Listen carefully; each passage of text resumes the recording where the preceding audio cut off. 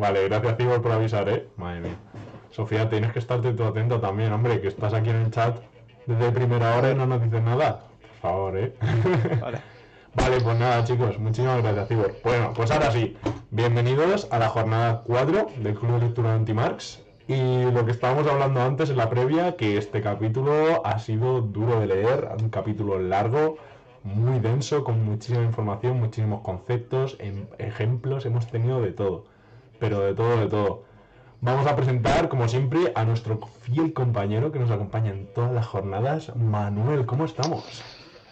Pues muy bien, aquí viendo a ver si pongo el enlace por Instagram. No estoy siendo capaz, pero bueno, nada, ya, como tú lo dices, ¿no? Una semanita bastante entretenida, había mucho que leer y bueno, ahora con ganas de que llegase el viernes. De empezar ya, si ya estamos contando los días de la semana para que lleguen los viernes, para tener el club de lectura.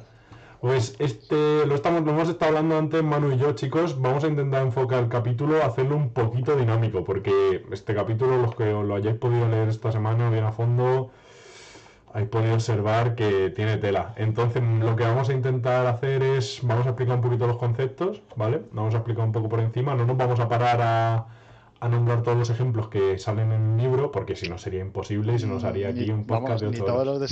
ni todos los desarrollos teóricos que hacemos, ¿eh? Vamos a No, no, no. abordarlo esto por encima, contando un poco las ideas generales, Eso es. en una horita, lo que nos dé tiempo a hacer en una horita. Eso es. Y también muchas gracias a Manu porque me ha pasado este PDF que ya se ha encargado, porque yo sí que leo con el libro físico, pero Manu lee en ebook. Entonces me ha pasado ya el PDF con los deberes hechos, con todo subrayadito, que además va a venir muy bien para los que estéis viéndolo en el directo, porque ayuda muchísimo a seguirlo.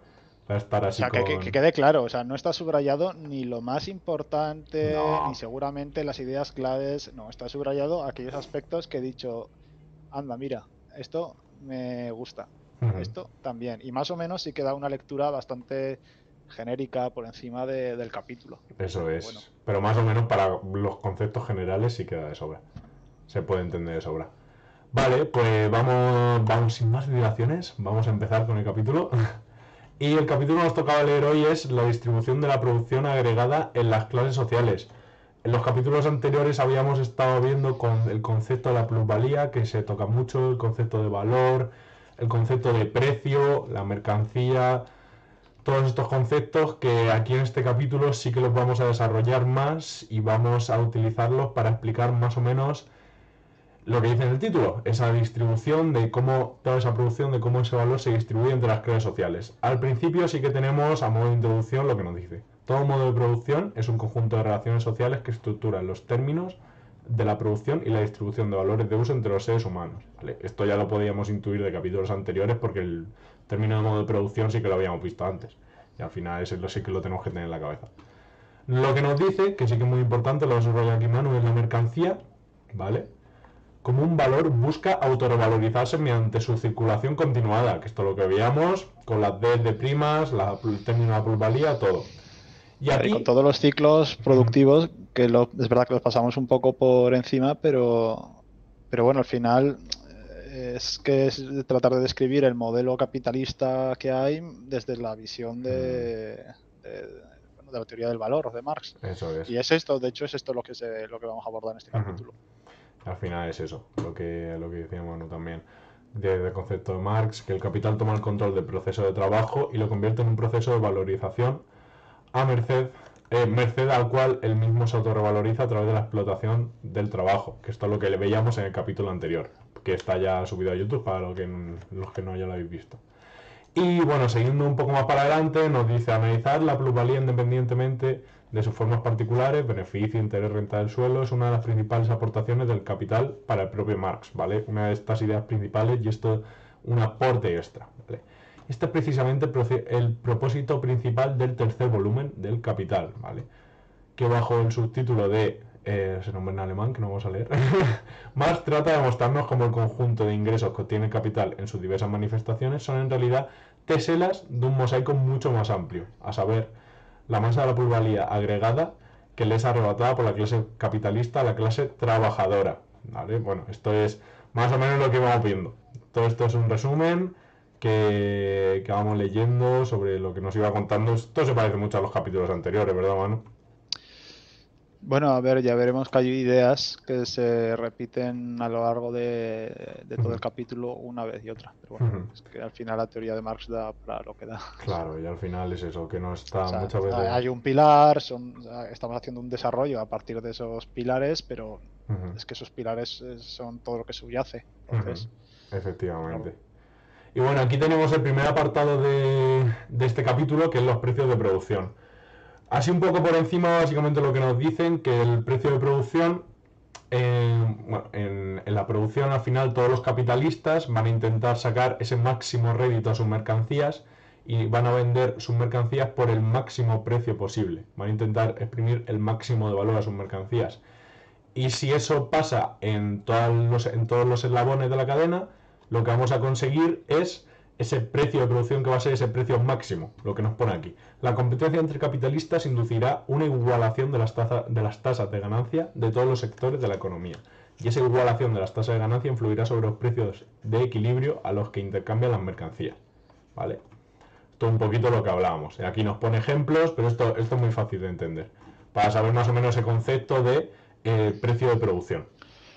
Claro, pero ya aquí parece que entramos a hablar de algo que se aleja de lo que era la teoría del valor, ¿no? Y parece que en estas primeras páginas es un poco el leitmotiv, es que no hemos dicho que al final el valor de algo es la cantidad de trabajo que estás, que el empleado pone. Es que me escucho un poquito doble, no sé si se está colando aquí el sonido por algún lado. No porque sé. Me estoy volviendo un poco loco. A ver. Es que me escucho un poquito doble. A lo mejor, como estás viendo mi pantalla del Discord, a lo mejor lo estás escuchando por ahí. Puede ser. Bueno, de hecho, te escucho por el Discord, pero si dejo de escucharme por el Discord, a ver, háblame un momento. Hola. Digo, porque a lo mejor por el OBS también se retransmite. Es lo que me refiero. Como te estoy compartiendo el OBS, a lo mejor me escuchas a mí por el OBS. No, por el OBS no te escucho. Igual me escucha a mí solo. Ah, puede ser. Bueno, voy a intentar volverme menos loco, pero va a ser durillo, ¿eh? No, sí, es que tiene que ser duro. Tela. No sé qué puede ser. Si no, intenta... Sí, bueno, si quieres continúa, voy a intentar buscar el OBS a ver si logro silenciarme. Vale, perfecto. Sí, voy yo mientras a ver si lo consigue solucionar. Bueno, aquí sí que lo teníamos subrayado, la parte más importante del capítulo, que básicamente donde se resume, nos dice: la ley de valor que Marx expone en el primer volumen del Capital y que nosotros desarrollamos en el primer capítulo de este tomo, que esto sí que lo vimos en el primero de todos, no es directamente aplicable a las relaciones de producción y distribución capitalistas caracterizadas por la competencia entre los propios capitales, ¿vale? Es decir, que esto es algo que sí que vamos a ver, porque sí que se le achacan muchas contradicciones, porque Marx en el primer tomo del Capital sí que asocia ese valor de las mercancías a un concepto, y en el tercer tomo lo asocia a otro, que eso sí que es algo que se le achaca mucho y se le critica mucho, y esto es importante para poder entenderlo, ¿vale? Que el capital no es directamente aplicable a las relaciones de producción, ¿vale? La ley del valor solo sería directamente aplicable en un mundo de productores independientes no capitalistas, o en un mundo donde los capitalistas no compitieran entre sí por la masa de la plusvalía agregada de la economía, lo cual esto sería básicamente imposible, porque es lo que veíamos. Sí. Bueno, y es un poquito lo que leíamos al comienzo, ¿no? De como la competencia entre capitalistas por la apropiación de la plusvalía, pues lleva al final a aumentar el valor, pero también a establecer ese precio de mercado. Pero claro, se establece un precio de mercado que no tiene por qué seguir con la... O sí, pero bueno, a priori no va a seguir con la ley del valor. Luego veremos cómo se encaja esto. Eso es. Y bueno, este poquito nos explica lo que es la tasa de ganancia, ¿vale? Que aquí nos pone: valor de una mercancía es igual al tiempo de trabajo socialmente necesario para producirla, del capital variable y de la plusvalía, ¿vale? Esto lo veíamos ya en el capítulo anterior. Nos explica aquí bastante por encima lo que es... Bueno, explica detalladamente, pero vamos a pasar un poquito por encima, porque sí que lo vimos también la tasa de ganancia en otros capítulos con el tema de la plusvalía, y yo creo que tampoco merece la pena explicarlo más a fondo. Es que no da tiempo. Claro, y todos tenemos en la cabeza lo que es la tasa de ganancia, lo he dicho, de otros capítulos, y si no recuerdo mal, bueno, sí, en el capítulo pasado lo tocamos, cuando hicimos el resumen del capítulo 3 con la plusvalía, o sea que si lo queréis repasar, iros a ese capítulo y después volvemos porque sí que se va, el tema de la tasa de ganancia sí que se va a tocar bastante, ¿vale? Y después aquí también lo que decíamos antes, ¿no? La transformación de los valores en precios de producción. Al precio de equilibrio al que se tienden a intercambiar las mercancías en el mercado capitalista, lo denominaremos precio de producción, ¿vale? Esto es equilibrio. No se van a vender ni por más ni por menos, sino que va a haber ese precio al que se van a equiparar y que se va a poder vender en el mercado. Claro, Esto y más de lo esto mismo. es diferente al valor de la mercancía, ¿no? Eso es. Porque al final vuelvo a repetir, el valor de mercancía depende del trabajo que es invertido Eso es. en producir ese bien por Eso parte es. de la clase trabajadora. Eso Pero el es. precio al que se vende Es distinto. difiere. Eso es. Lo que veíamos, que esto es muy importante, que al final es ese valor agregado de todo el proceso, es lo que daría ese, al final, a ese valor total de la mercancía. Lo que hablamos el ejemplo del algodón con el uso, pues esto es lo que nos referimos. Y aquí lo que nos dice es el único equilibrio estable en un mercado capitalista es ese equilibrio. Venderlas a un precio al que deje de haber incentivos para desplazar los capitales entre los distintos sectores. Vale. Porque al final en el capitalismo sí que sabíamos que cuanto mayor cuanto mayor incentivo haya a moverse a un sector, al final todo el capital se va a desplazar para allá. Es decir, si hay un sector en el que se paga mejor una cierta mercancía o en el que el trabajo rinde más, al final todo ese capital, todos esos esfuerzos van a ir a parar a ese sector, que esto es lo que nos está hablando. Que al final no podría existir ese equilibrio, porque cuando unos sectores consiguen acaparar más recursos, otros sectores se quedan más minusválidos de recursos. Entonces Sí, bueno, es la ley de la oferta y demanda. eso es, básicamente. O sea, porque aparece oculta, ¿no? Ujú.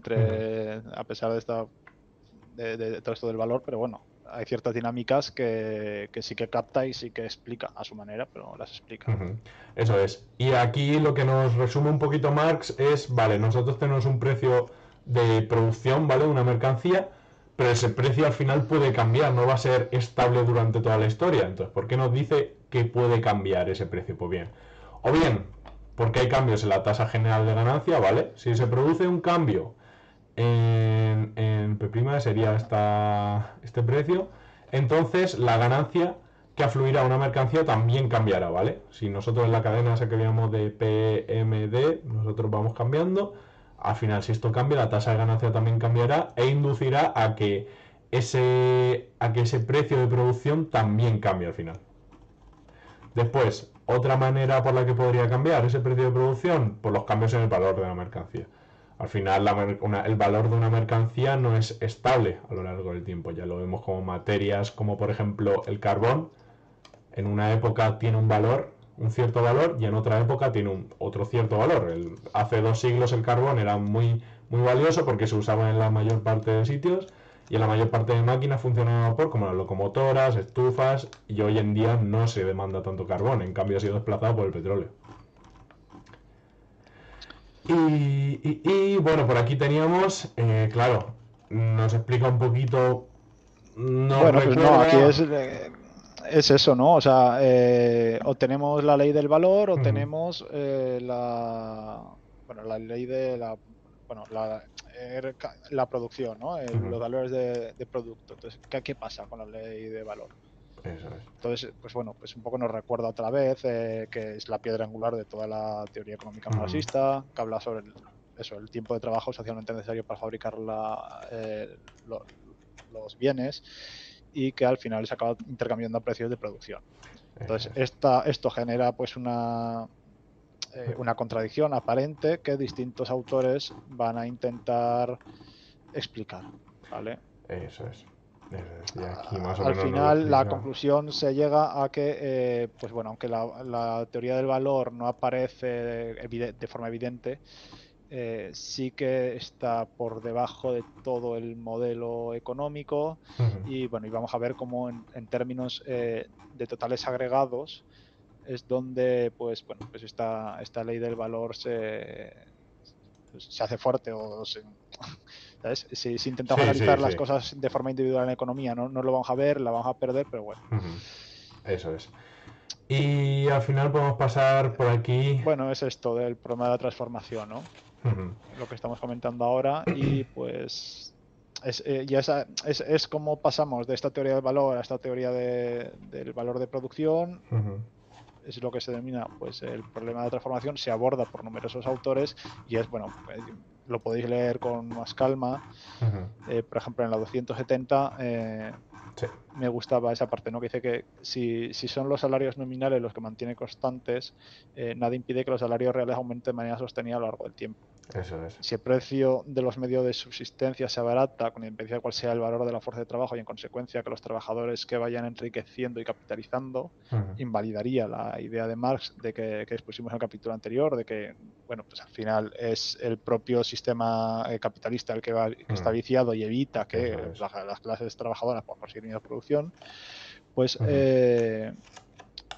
sí. Claro, entonces, pues bueno, vemos aquí ya, pues eso, cómo aparecen contradicciones y cómo autores van intentando pues justificar de alguna manera. Además, se hace de una forma, en muchos casos, muy ortopédica, intentando, ya vemos que en 2007, que es que tenemos que llegar hasta 2007 para que aparezca el sistema temporal único de Kliman. Claro. En la que, pues bueno, de alguna manera dice que, bueno, que hay ciertas partes que habría que desarrollar previa a la exposición que hace Marx sobre su propia teoría relativa a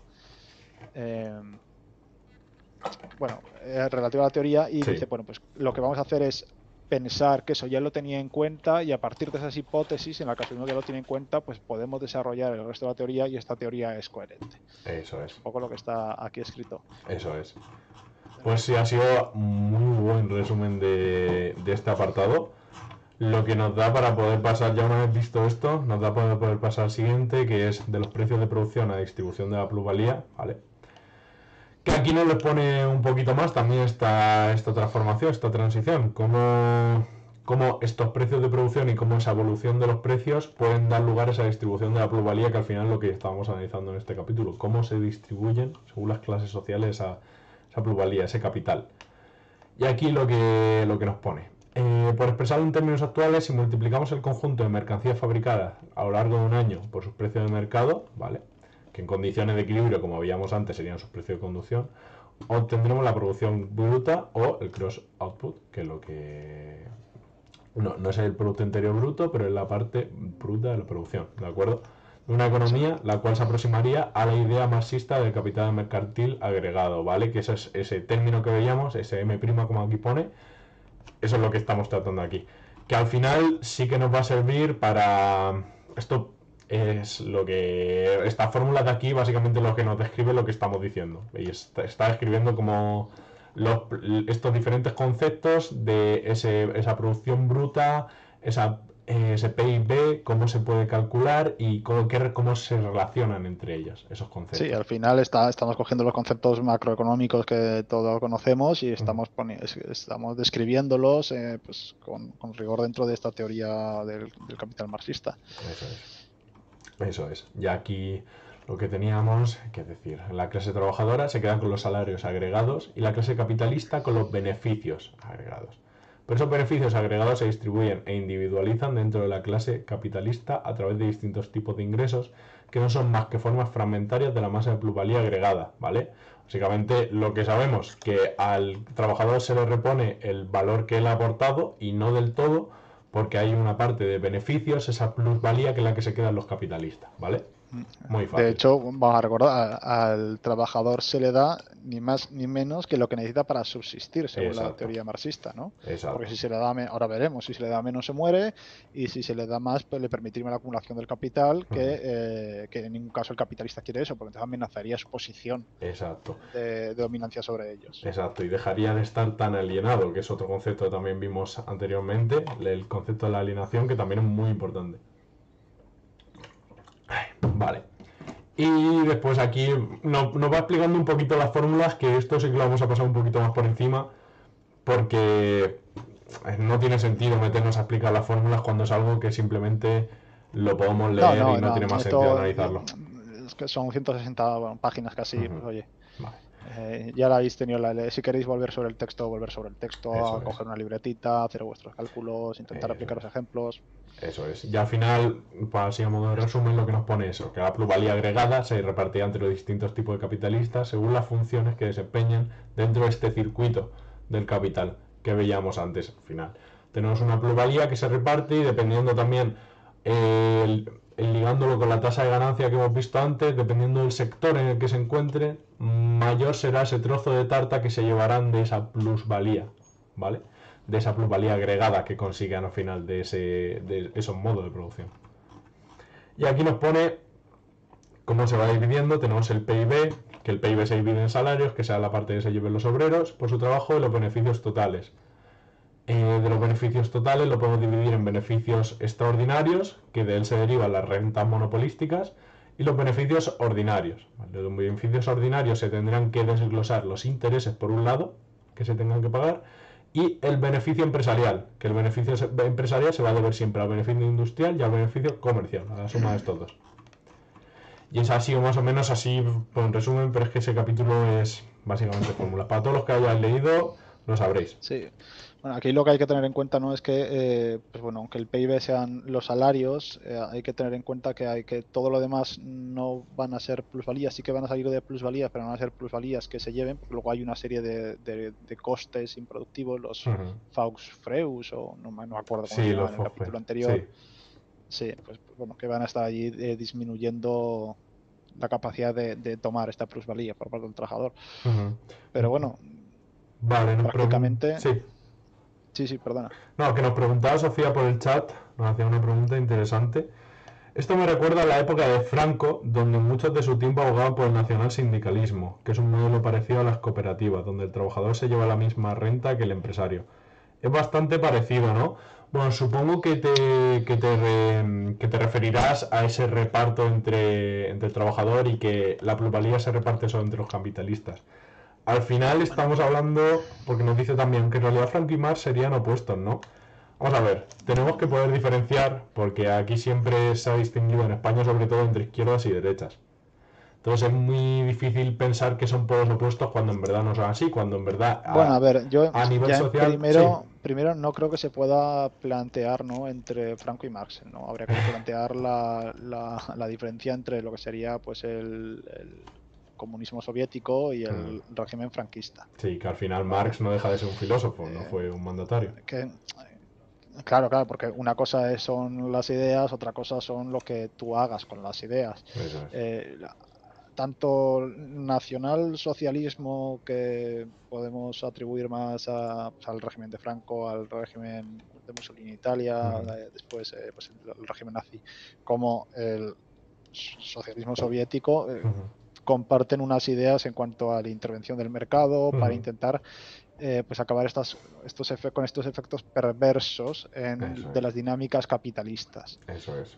Entonces, pues sí, las similitudes económicas son de los modelos que proponen son enormes y son evidentes, sí. No, tienes toda la razón. Eso es. Y tampoco olvidemos que al final puede parecer que por ser un modelo cooperativista no va a existir esa plusvalía, pero recordemos que en todos estos sistemas hay un alto intervencionismo y que al final esa plusvalía no desaparece esa plusvalía, sino que esa plusvalía va a acabar en manos del Estado. Y es el Estado el que la distribuye. Claro, es que yo aquí, y esto es una reflexión personal mía, sin ningún tipo de rigor ni nada, pero al final va un poco de esto. Si tú tienes una clase que somete a otra, ¿vale?, y de alguna manera controla el devenir de sus vidas, en este caso serían los capitalistas frente a la gente obrera, a nivel del nacionalismo, tú quieres que esa clase no sea un grupo de individuos particulares, tú quieres que sea el Estado. Tú quieres que sea el Estado la que controle. Entonces no puedes permitir estas diferencias, estas divergencias. El que se tiene que quedar la plusvalía, entre comillas, eres tú, es el Estado. ¿No? Y esto da lugar pues a los estados dictatoriales que todos conocemos, ¿no? Tenemos desde el franquista hasta el moscovita comunista de finales del 20. Bueno. Sí. Aquí podemos ver ejemplos miles. Pero sí. Pero bueno, recalcar eso, ¿no? Que al final esto no necesariamente Marx tenía por qué defender el modelo de la URSS. Eso es.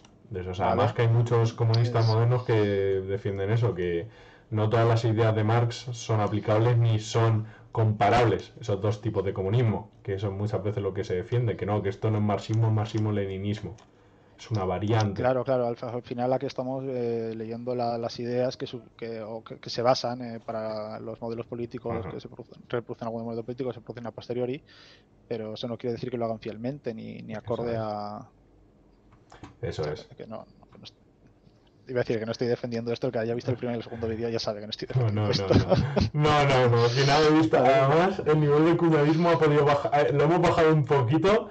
Pero en los Sí, primeros vídeos el cuñadimómetro estaba, vamos, que petaba. sí.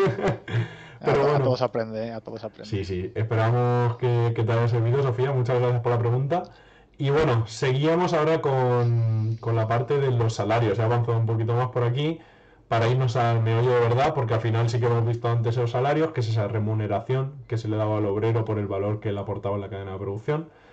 Y al final sí que podíamos ver los salarios como si fuese otra mercancía más. Es decir, podemos ver a las personas como si fuesen mercancía. Y el valor que aportan va a ser otro tipo de mercancía. Ese trabajo al final va a ser reportado, también el salario que reciban va a ser reportado dependiendo de la demanda y la oferta de trabajadores que haya en un sector. Que esto se puede ver hoy en día, esto se puede entender igualmente. Si tenemos pocos trabajadores cualificados, al final esos trabajadores cualificados van a ser los que más cobren y van a cobrar más. Y en un sector en el que falten ese tipo de trabajadores, esos salarios van a aumentar.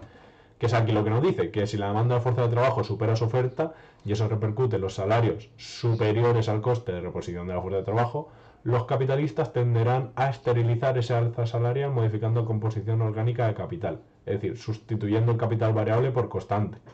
Lo que decimos, si sale muy caro tener trabajadores, al final los capitalistas no van a invertir en trabajadores, sino que van a invertir en, En innovación. eso es, en capital constante, que es lo que veíamos hace 2 capítulos, sí, el capítulo de la plusvalía también, que eran esa maquinaria, ¿vale? Ese capital que se mantenía constante y que nos permitía ese uso, ¿vale? Con el que podíamos trabajar el algodón y construir y fabricar camisetas, a eso nos referimos. Y bien, nos dice que alternativamente, si el ritmo de acumulación del capital no se ve frenado por el alza salarial, porque el capitalista conseguirá mantener a raya la demanda de fuerza de trabajo por alguna de estas tres vías, ¿vale? O porque a través de la subsunción real conseguirá que una misma cantidad de capital variable transforme en mucho más capital constante, ¿vale? Es decir, que con los mismos trabajadores puedan trabajar en más máquinas, por ejemplo, por las medidas que sean. Porque, por ejemplo, aquí, esto es porque la acumulación de capital arrojará un incremento de la productividad del trabajo. Esto es claro, ¿vale? Si con los mismos trabajadores podemos hacer que aporten más valor y que puedan sacar más productividad, al final va a aportar más valor a esa cadena y todo repercutirá en el valor final. Y también porque el capitalista incrementará la explotación del trabajador alargando su jornada laboral o aumentando la intensidad de su trabajo, que esto es lo que veíamos también hace unos capítulos. Y 3, porque el capitalista tratará de sustituir a trabajadores cualificados por trabajadores no cualificados, ¿vale? Que esto, bueno, yo creo que son 3 buenos ejemplos de cómo podía llegar a variar. Bueno, yo creo que tienen correlación casi inmediata, ¿no? Con nuestro día a día, sobre todo la gente que ya Sí. estáis trabajando, que hayáis empezado en prácticas, en becas, pues bueno, Hmm. no sin citar ninguna empresa, pues bueno, siempre hay una fuerte base de becario, de juniors en grandes multinacionales que hacen un trabajo más de machacas, que al final es generar el valor. Y luego conforme más habilidosos son, más capacidad tienen de producir, van ocupando puestos de senior, sino cuando prácticamente o se acaban yendo de la empresa o se acaban echando, Eso porque es. existe una desconexión entre el valor que están aportando y el salario que están percibiendo. Eso es, eso es. Y aquí también vemos lo que decía Manu también en la previa, que estábamos hablando, que estaba Sofía por aquí también. ¿Y por qué no pueden ubicarse por debajo? Pues hombre, al final si tú ubicas el salario por debajo de ese umbral, lo que va a pasar es que los obreros se van a morir de hambre porque no van a tener no van a poder remunerar todo ese valor, porque al final lo que veíamos era esta cadena.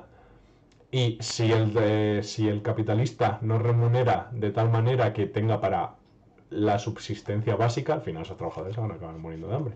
Lo que veíamos, que si se pasa, que al final el salario de los trabajadores también tiende al equilibrio, como si fuese cualquier mercancía más. El trabajo es otra mercancía más. Sí, sí, sí, sí. Bueno, y no pueda poder subir porque si de repente los salarios de los trabajadores fuesen muy altos, Mm, vendría una masa de trabajadores a ocupar bueno, ese nicho laboral, ujú, y el exceso de oferta provocaría pues su bajada de salarios.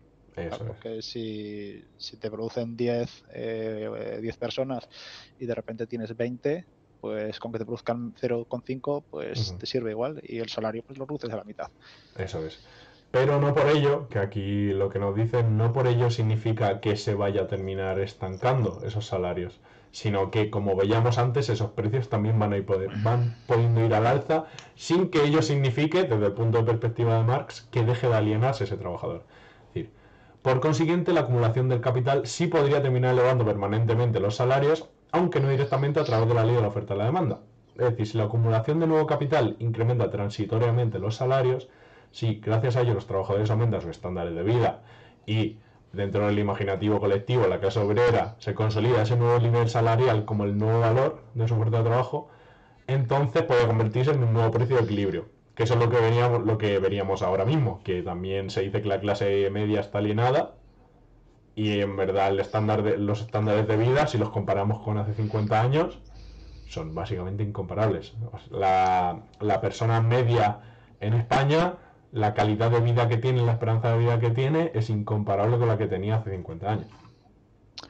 O lo que sería lo mismo, si te suben el salario en el trabajo indexado al IPC, no te Eso están es. subiendo el salario. Eso es, eso es.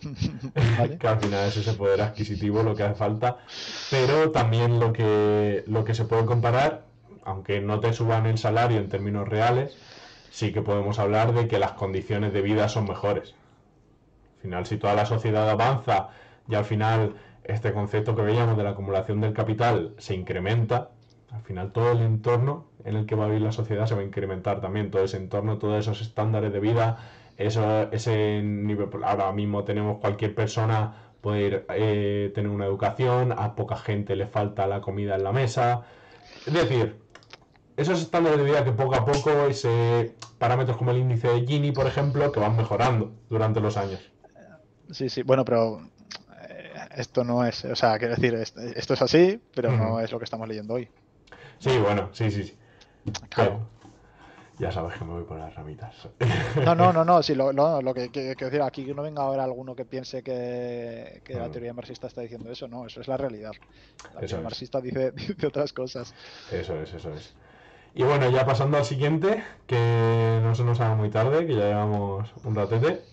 Hablamos un poquito de la renta monopolística, ¿vale? Que lo vamos a leer así un poquito por encima. Aquellos capitalistas que sean capaces de vender sus mercancías a unos precios superiores a los precios de producción promedio de esas mismas mercancías, o que sean capaces de producir esas mercancías a un precio de coste inferior al precio de coste promedio de esas mercancías, obtendrán una plus ganancia o beneficio extraordinario que será reflejo de algún tipo de poder monopolístico, ¿vale? Recordemos, porque al final si hay una competencia real, todos los precios tanto de producción como de venta van a tender a ese equilibrio.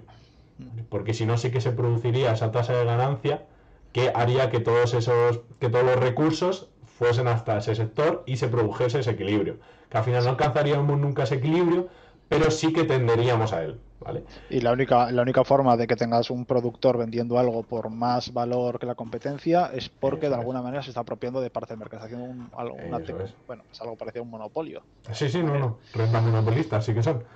Son. Y eso es. Vamos a ver ahora entonces qué serían esto de renta, ¿no? Sería la renta del suelo. Sí, bueno, terminando eso con la renta monopolista, lo que estamos viendo, más o menos el ejemplo que podemos ver es básicamente que si hay un producto que se puede vender por encima de su precio es porque hay algo que lo está limitando, que está limitando esa competencia y que eso tienda a ese precio de equilibrio. Y bueno, como decía Manu, ¿qué es la renta del suelo? ¿Vale?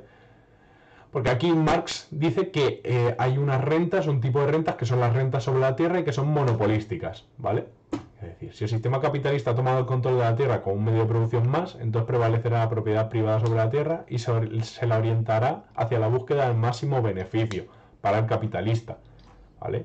Y esto sí que nos habla. Si, por ejemplo, si nos referimos al sector agrario, ¿qué podríamos llamarle? Estas rentas del suelo.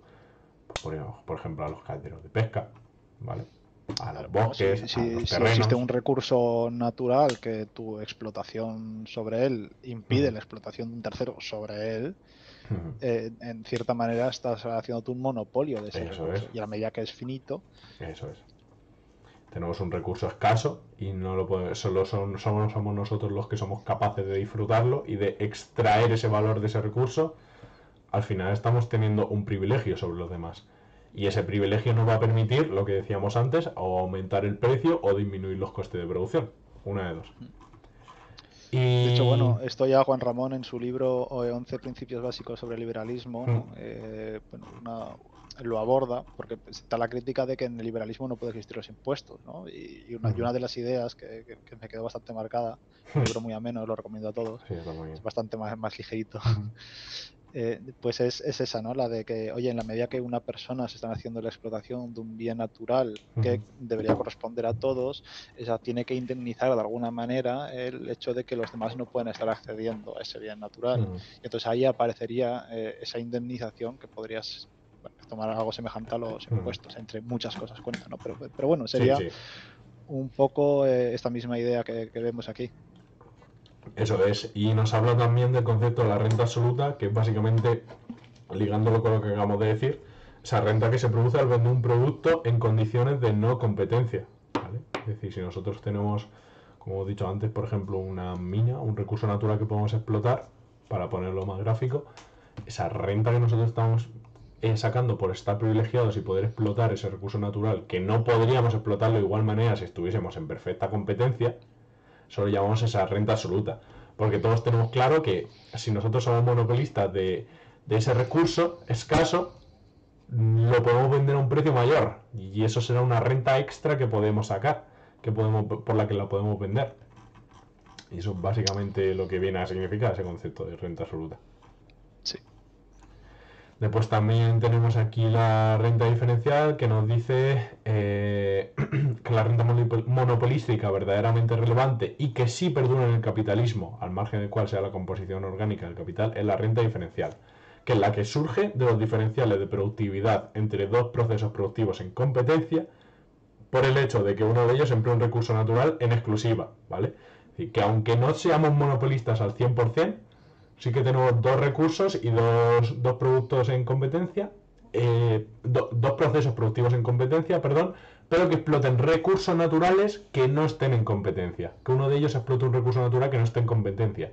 Y por ello va a tender a desvirtuar esa competencia, esa balanza de las dos. Lo que veíamos antes de la tasa de ganancia. Y pues aquí básicamente esos conceptos, nos pone también tablas donde nos da muchos ejemplos. Sí. Destaca aquí que, bueno, que de alguna manera en este caso sí que la ley de valor se podría incumplir y luego, pues, bueno, vemos un desarrollo de todo esto de los precios a nivel económico para justificar pues, todo esto que se ha abordado. Eso es.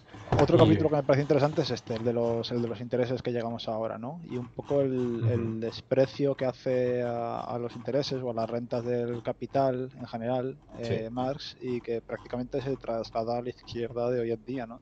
De forma absoluta y completa. O sea, porque al final aquí el inversor, el que consigue se gana la vida del trading, es yo creo que de las figuras más denostadas por la izquierda social. Sí.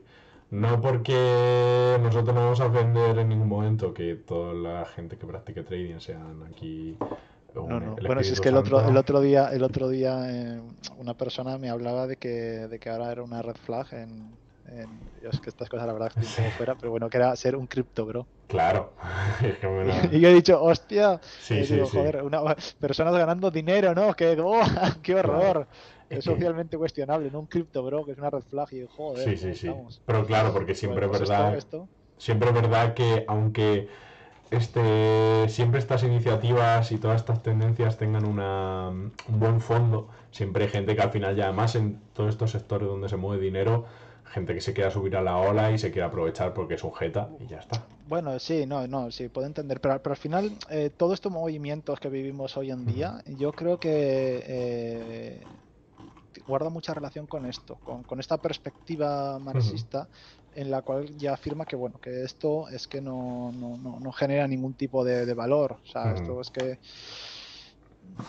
está, mira, está el primer párrafo ya, ¿no? Está determinada por fuerzas accidentales de la oferta y la demanda sobre el capital prestable en el mercado. Eso es, que al final los O sea, tipos de interés... es algo que no debería existir, es algo que no debería estar así, que se produce pues porque, pues bueno, es prácticamente un accidente.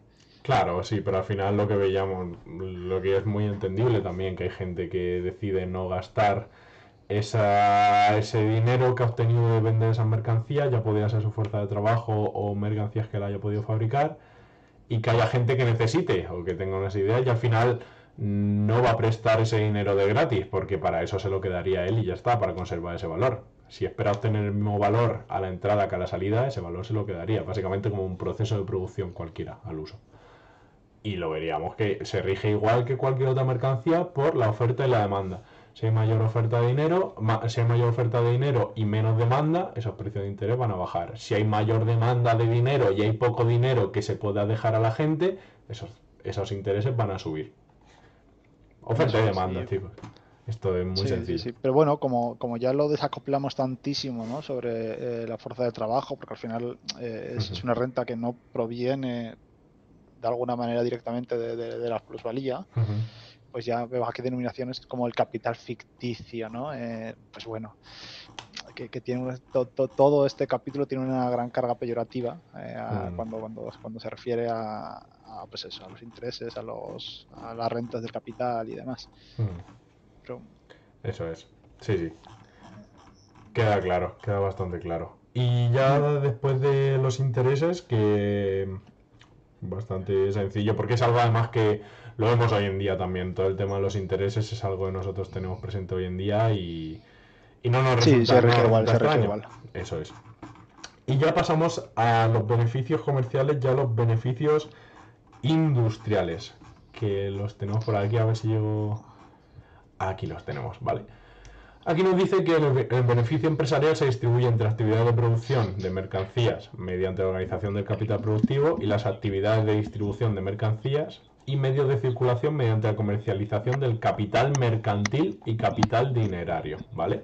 Aquí sí que vemos estos dos beneficios distintos, ¿vale? Beneficio empresarial, el primero, producción de mercancías mediante la organización del capital productivo, que este será el beneficio industrial, y la distribución de mercancías y medios de circulación mediante comercialización del capital mercantil y el capital dinerario, que ese sería el beneficio comercial, ¿vale? El que está enfocado en ese capital mercantil, ese dinero.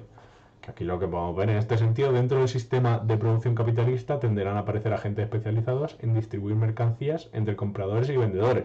Al final van a existir esos intermediarios, lo que podemos ver, una persona que tenga una empresa o que sea especialista en producir, no tiene por qué estar especializado en tratar con dinero. Y por eso ahí surgen otros agentes como pueden ser, por ejemplo, los asesores. Un asesor o un gestor bancario son esos puestos de trabajo que pueden surgir a base de ese beneficio, a buscar ese beneficio comercial que puede surgir. Sí, y luego, pues bueno, identificaríamos ya el último agente, ¿no? Que interviene, que sería, bueno, el último beneficio que interviene en este modelo, que sería el beneficio industrial, ¿no? Que sería el agente industrial. Eso ya en el siguiente punto. Sí, vamos a bajar para allá. Ay, que nos pasamos. Que aquí como hay tantas páginas, en cuanto mueves un poquito ya... Es que se describe todo con mucho detalle. Y también se va todo al nivel económico, a explicar dónde está la plusvalía, el capital agregado. ¿Tienes la página, Manu? ¿Dónde la tienes? Casi no termino antes. 340. 340. Vale, como tenemos aquí la chuletita. Ahí lo tenemos, el beneficio industrial. Sí, tenemos que meter el número en el display porque si no...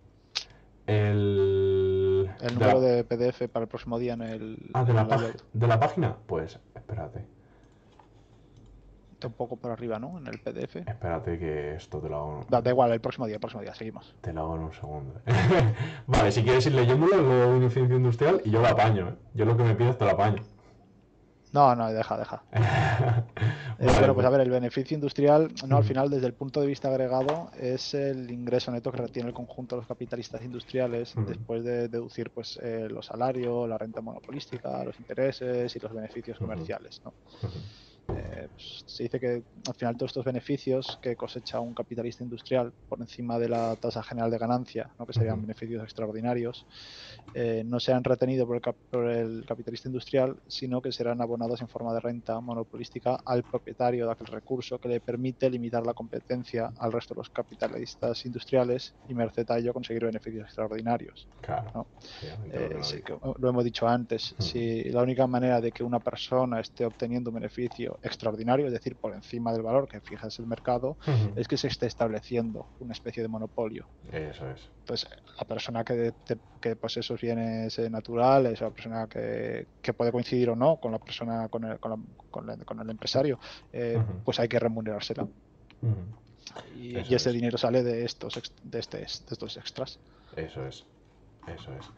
Y bueno, sí, yo creo que ha quedado bien clara la diferencia entre esos beneficios comerciales y esos beneficios industriales. Los beneficios comerciales sí que podemos tener esa idea de asesores, banqueros, y en beneficios industriales tenemos al final empresarios que tienen una empresa y al final por base de especialización van consiguiendo ese extra beneficio industrial a mayor productividad.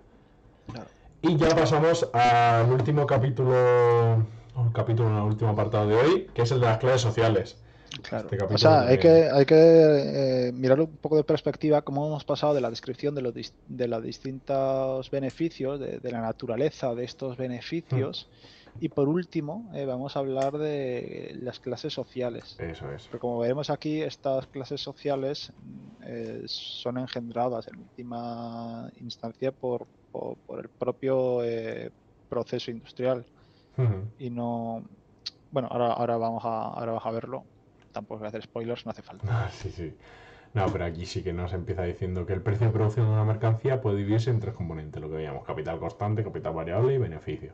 Para el agregado de las mercancías, esta triple división sería igual al valor de las mercancías. Saber lo mismo que hemos dicho antes: capital constante, capital variable y plusvalía.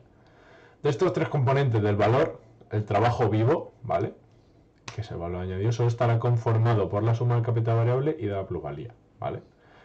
Ese valor añadido, que en agregado conforme a la renta bruta, ¿vale?, que sea el que pueda distribuirse en forma de ingresos. De ahí lo que denominaremos renta bruta, que esto es lo que hemos visto antes. Y aquí lo que nos pone es que todos estos ingresos constituyen entre sí un juego de suma cero, ¿vale?, lo que nos dice que al final es una balanza, las gallinas que entran por las que salen. Ahora bien, de entre todos ellos, el ingreso que se determina en primer lugar y que condiciona a los restantes son los salarios, pues los salarios fijan el mismo valor que debe distribuirse a los trabajadores para que estos puedan reproducir su fuerza de trabajo y, por tanto, para que el proceso de producción capitalista pueda a su vez reproducirse. Una vez fijados los salarios, todo el valor restante generado durante la jornada laboral constituye la plusvalía. Lo que veíamos, que al final tenemos todos los valores son constantes menos estos salarios, que los salarios son los que fijan al final ese valor que va a recibir el empresario, la plusvalía, y todo el resto. Y al final estos salarios ya acordamos que están acotados tanto por arriba como por abajo, ¿no? Por abajo porque si no se me mueren los trabajadores, y por arriba es porque si estoy pagando más que el resto, pues voy a tener más trabajadores, después voy a poder pagar menos. Eso es. Y lo que nos dice, al final, esta clasificación de las clases sociales por parte de la economía clásica, la que hemos visto antes, nos dice que, bueno, aquí lo que nos dice también una cita de Adam Smith, que es muy interesante, y al final que nos expone también esta división en clases sociales de trabajadores y capitalistas. La expresión más fetichizada de las relaciones de producción capitalistas, ¿vale?, nos dice por aquí que en realidad, y según la distinción que hemos venido efectuando, debería parece que la tierra, el trabajo y el capital sean factores socialmente productivos generadores de sus correspondientes ingresos, cuando en realidad su productividad social es la del trabajo y por tanto sus ingresos solo son las distintas formas sociales que adoptan las diferentes vías de apropiación del trabajo vivo agregado en función de las relaciones sociales de producción subyacentes. ¿Qué pasa con esto? Que aquí tenemos una serie de consecuencias que nos aparecen. ¿Cuáles son esas consecuencias? Pues primero, que el valor añadido total de una economía se descomponga en esta trinidad de ingresos, como hemos visto antes. Que esto no implica que existan tres factores productivos generadores de valor, ¿vale? Es decir, todo el valor es generado únicamente por el trabajo. No hay valor sin que exista trabajo. Segundo, que el valor añadido total se descomponga en esta trinidad de ingresos tampoco implica que el valor añadido total se pueda componer reversiblemente a partir de la suma de estos tres ingresos, ¿vale? Y que el valor de la mercancía es la variable independiente que se determina originariamente y que se distribuye derivadamente en forma de ingresos, pero no al revés, ¿vale? Es decir, que estos tres ingresos no determinan de forma independiente para unirse conformando el valor de esas mercancías. Esto es muy interesante, porque al final del primer punto nos dice que todo el valor es generado únicamente por el trabajo. Y aquí lo que nos está diciendo Marx es que el único trabajo que hay en esta cadena de producción es el que ejercen los trabajadores, que el capitalista no ejerce ningún tipo de trabajo.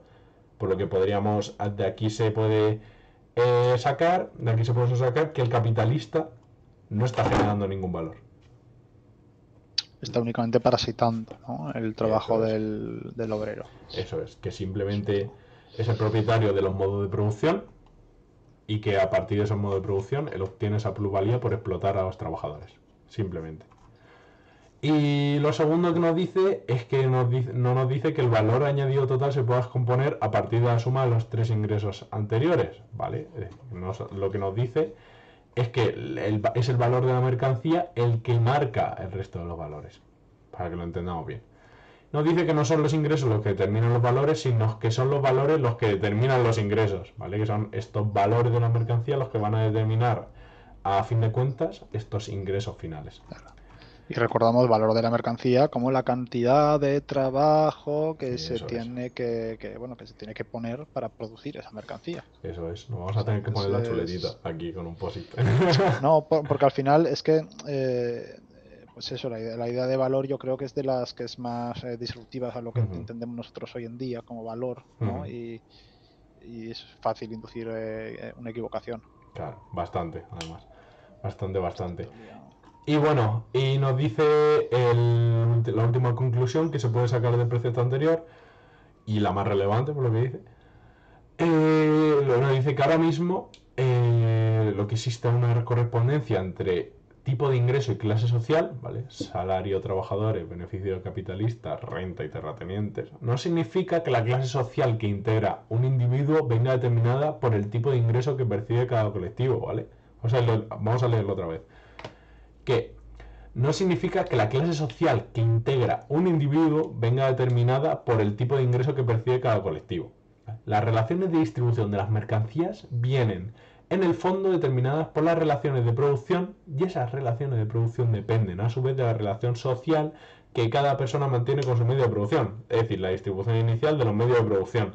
Vemos aquí como todo confluye en esa distribución. Sí, o sea, tú no cobras un salario bajo, ¿vale? Por ser un obrero, no. Eso es. Tú eres un obrero y a causa de ser un obrero cobras un salario bajo. Eso es. Y eres un obrero porque no eres propietario de los medios de producción. Exactamente. Y no eres propietario de los medios de producción porque la distribución originaria de esos medios de producción fue de una manera que fue como la que vimos en el capítulo anterior, según Marx, totalmente injusta. Sí, y veremos en el siguiente, creo.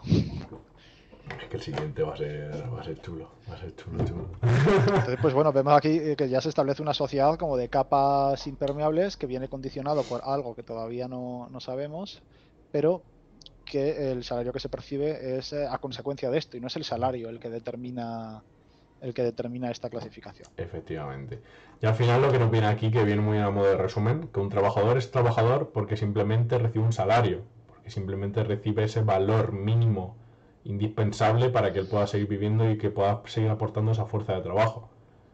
El resto de personas, las personas que sacan rédito de ese trabajador, de esos trabajadores, de la fuerza de trabajo de los trabajadores, son los capitalistas, que son los que se quedan con esa plusvalía y los que se encargan de explotar al trabajador, según Marx, claro.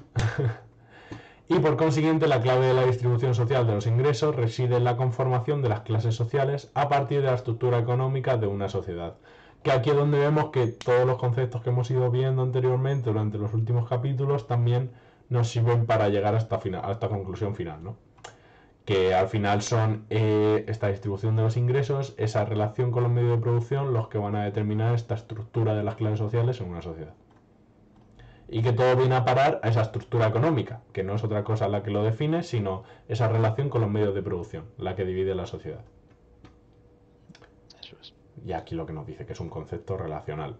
¿vale? Lo que veíamos, estructura económica, clases sociales, funciones sociales, categorías económicas e ingresos. Muy sencillo, chicos. Aquí este capítulo yo creo que a mí es el que más, este apartado es el que más me ha gustado porque es como lo concretiza todo y, y vas viendo cómo se queda todo bien resumidito. Ya como antes he comentado, no es casualidad, ¿no?, que estemos viendo Ujú. primero todas las formas de los beneficios en Ujú. este planteamiento de sociedad que hace Marx, para luego acabar con las clases sociales. Ya hemos Ujú. visto que es que son eh, bueno, son el hecho de pertenecer a una clase social o a Sí. otra la que causa todo lo demás. Ujú. Y bueno, y esto ya se une con lo que hemos visto en el primer tema de acerca de la dialéctica, la Ujú. confrontación, el agotamiento, pero bueno, vamos a seguir que ahora vamos con todo eso. Sí, y aquí lo que nos dice una cita de Marx, que nos dice la existencia del capital y de trabajo asalariado se fundamenta en esta separación, ¿vale? La separación del trabajo respecto a los instrumentos y en materia de trabajo. Por consiguiente, toda la sociedad queda dividida en dos clases, los propietarios y los trabajadores sin propiedad.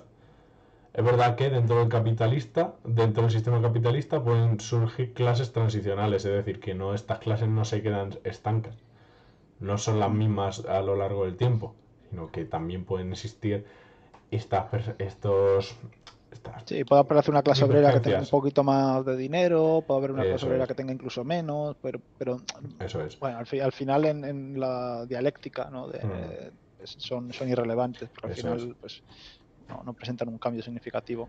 Eso es, pero que al final va a ser muy difícil, por lo que nos contaba Marx, que al final es simplemente para ser propietario de medio de producción, tiene que venir mediante el ahorro y un trabajador nunca va a poder ahorrar porque solo Claro, va a poder obtener ese salario mínimo. Entonces va a ser prácticamente imposible poder transicionar de una clase social a otra. claro.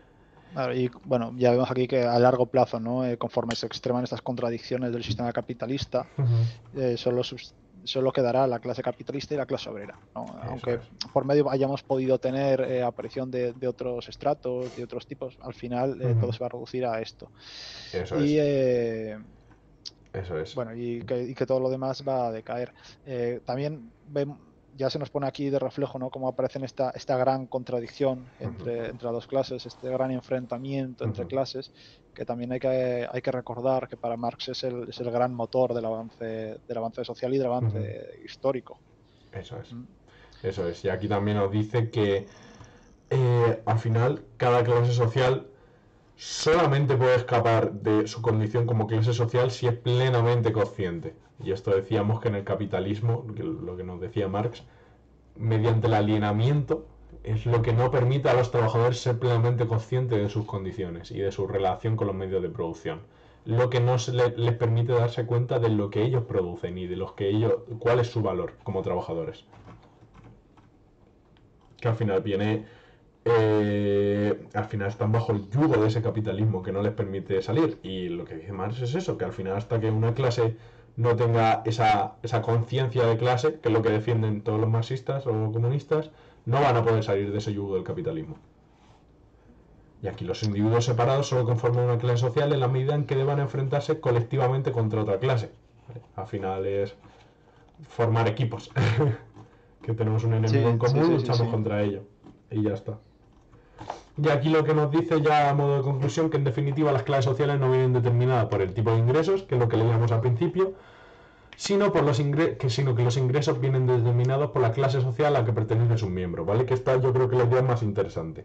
Que no son los ingresos lo que determinan las clases sociales, sino que son las clases sociales que a su vez vienen determinadas por la relación con los medios de producción, es decir, si son propietarios o no son propietarios, las que definen estos salarios finales. Eso es, sí. Y yo creo que por aquí ha Bueno, llega a la quedado. conclusión Sí. que se vuelven a abordar un poco las ideas, no creo que haga mucha falta. Mm, Si no llega algún capítulo, por supuesto, por lo menos de cara a la semana claro. siguiente, leeros la conclusión, ¿vale? Sí. O sea, No. faltaría más. Sí, pero yo. Pero bueno, ya nos da una idea, ¿sabes? Es que aunque no supieses cuál es el capítulo siguiente, Ujú.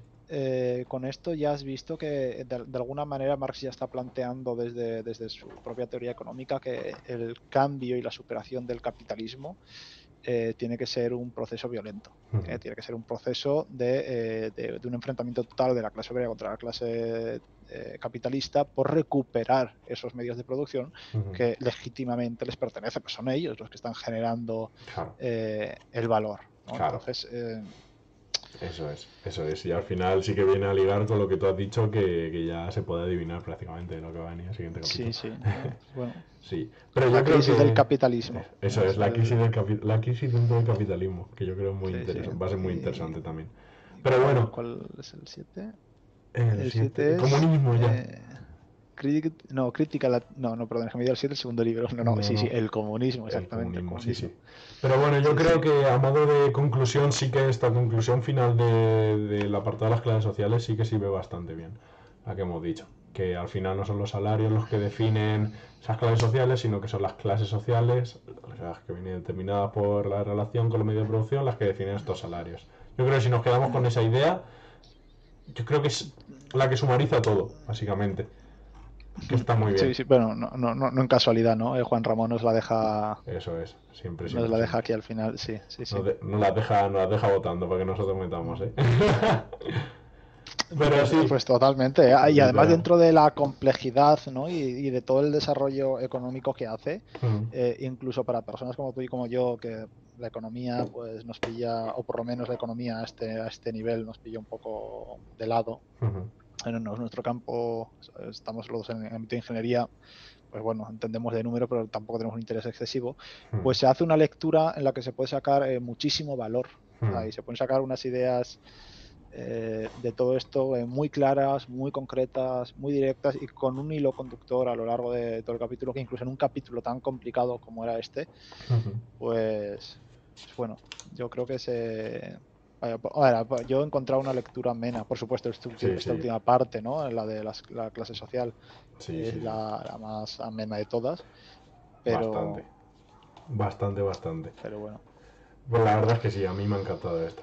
El último capítulo para mí ha sido lo más interesante de todos, porque al final es eso, ver con los conceptos cómo se define está bien, pero cuando llegas al meollo y ves dónde acaba todo, pues de verdad lo entiendes y de verdad ves de dónde viene todo, de dónde procede todo, para mí es lo más interesante y lo más satisfactorio de leer el libro. Pero bueno, chicos, ya hemos terminado el quinto capítulo, nos quedan dos capítulos. Bueno, Manu, lo hemos hablado antes de que vamos a ir con un poquito más de calma para así poder ir analizando, además que venimos de un capítulo bastante extenso. Entonces, Sí, para la porque semana... se nos acaba la Semana Santa y este Eso capítulo es. también es bastante extenso. Eso, y además que estos capítulos, aunque no sean tan largos como este, sí que tienen bastante chicha y además nos gustaría poder analizar, no ir tan de correprisa, sino poder analizar los capítulos bien. Poder analizar los capítulos distendidamente y que, aunque sean capítulos más cortos, que podamos hablar largo entendido. Entonces, para la semana que viene, chicos, vamos a leer el capítulo 6, el de la crisis dentro del capitalismo, que para la... Voy buscando si quieren Manu donde termina el 6 en el PDF. En la 401. 401, vale, pues para los que estéis leyendo en PDF de la 358 a la 401, ¿vale?